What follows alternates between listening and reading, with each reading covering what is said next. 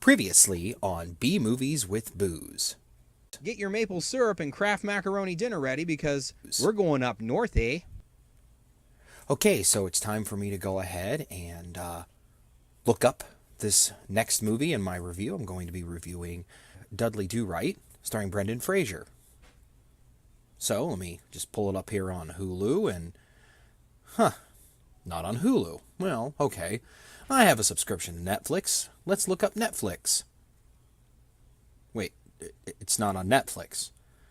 Okay, well, here, let me just see if I can watch it free on YouTube. No, not free on YouTube. You mean I have to pay for this movie?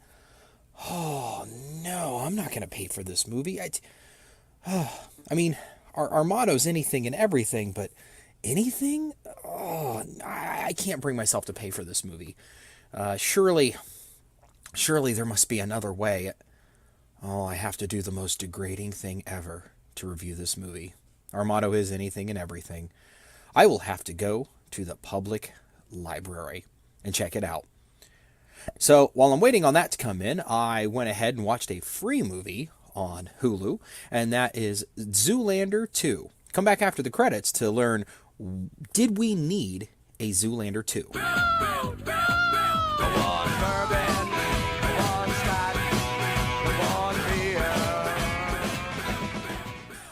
Welcome to B Movies with Booze. I am, of course, Mr. B, and I'm here to talk about Zoolander 2. And the purpose of this, of course, is to tell you what kind of booze best pairs with this movie. But today we're also going to answer an important question. Did we need this sequel? All right, so let's learn a little bit about the movie. Zoolander 2, it's a 2016 comedy film. It's with Ben Stiller. I loved the first movie. I thought the first movie was hilarious. I enjoyed the first movie. When this movie came out, of course, I didn't have time to go to the theater because, life. And so when I saw it for free, I thought, great, this will be fantastic. And, well, a couple of issues with the movie. First and foremost, there were parts of this movie I liked. Usually it was the things I saw in the trailer to the movie. But overall, so let's talk about it a little bit. The plot, okay. The plot is, of course, Derek is retired, and now he's back. I don't want to spoil it in case there are people who actually like this movie. There were some funny bits in the movie. Again, if you've seen the trailer, you actually have seen many of the funny bits. And there are many celebrity cameos, which on one hand could be really funny. On one hand, the other hand, not so much. A couple things. Let's just go through it here really quick. Ben Stiller. He is the Derek Zoolander character. As a character, he was fine. He was funny. Pretty much himself. Didn't really have any issues with him. Owen Wilson, of course, playing Hansel. No issues there, really, in and of itself. Penelope Cruz was okay. Kristen Wiig was okay. I actually really thought Benedict Cumberbatch as All, which was the non-gender specific model, was kind of not a stab, but a polite poke at modern fashion and modern ideas about things. Beck Bennett was hilarious in this movie. Of course, Will Ferrell is funny in just about everything he does.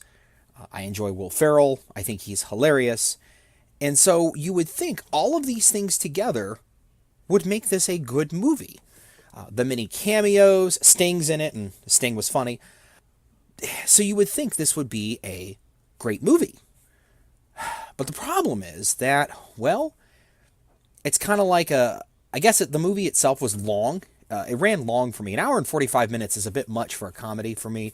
I'm an hour and 20 minutes kind of guy, 90 minutes. But it was really long. And so it started to kind of basically felt like a dad joke. And not a good dad joke. I mean, there are good dad jokes. I guess the problem is that there were funny parts, but they kept beating the dead horse over and over and over again. Little things in the first movie they brought back in the second movie, and some of that was funny, and some of it's pretty dated. Some of the jokes were pretty dated. The first half of the movie I really enjoyed. The first half of the movie was kind of a commentary on modern fashion, how Zoolander and Hansel can't really understand modern fashion. And as somebody who watched America's Next Top Model with my wife, 10 years ago, I understood that I don't understand fashion thing. That was funny. As the movie progressed, it just got longer and longer and longer, and it just wasn't funny. It was just kind of meh, okay. So why did we need this sequel? The short answer is no. Now, as a series of, let's say, sketches on Saturday Night Live, that would work. As a mini series, it would have worked because in batches, it's funny. 20 minutes here, 20 minutes there. There were funny parts, but when you put the whole thing together, it just leaves you tired. And I guess that's what it was. Everyone just felt kind of tired in this movie.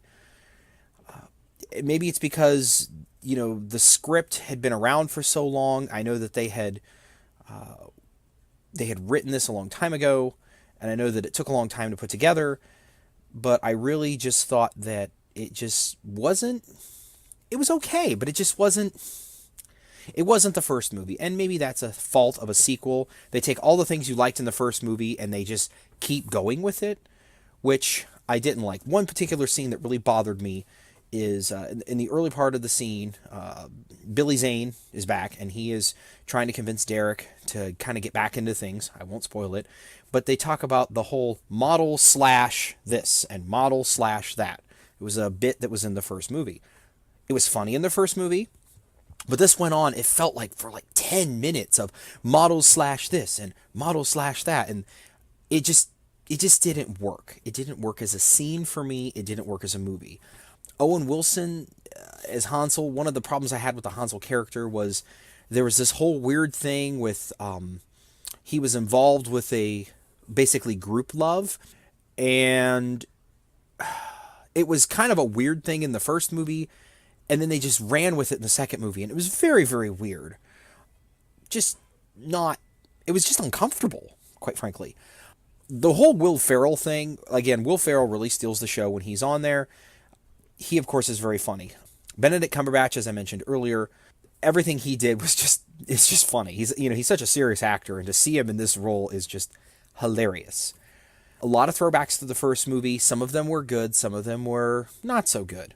There were a lot of celebrity appearances, which on one hand was cool, but by the end of the movie you're like, okay, I don't need to see any more celebrities. At that point it felt like a Saturday Night Live sketch, where suddenly there's all these different members of where they do that on Saturday Night Live, where people come in and, guest spot in a sketch. And so overall, I'm gonna give this movie definitely need at least 2 glasses of wine. Since the movie takes place in Italy, I would recommend an Italian red. You may need more. You may need like 2 bottles of wine. It's just not that funny. Parts of it were kind of but it just wasn't what I wanted, and it wasn't what I expected. And so in that case, it really let me down. So overall, again, family friendliness, not family friendly. There's a lot of inappropriate stuff. The plot was, again, at like a 2 to 3 out of 5 as far as needing glasses or bottles of wine to get through it. So this has been B Movies with Booze. I am Mr. B. I hope that I have helped you decide, did we need this movie? No. Am I glad I watched it? Not really. So now I must make the long trudge to the library to check out... Oh, I don't even want to review this next movie. Because, see, I liked the first Zoolander movie, so I was really hoping to like the second movie. I have been let down. Don't forget to hit like and subscribe.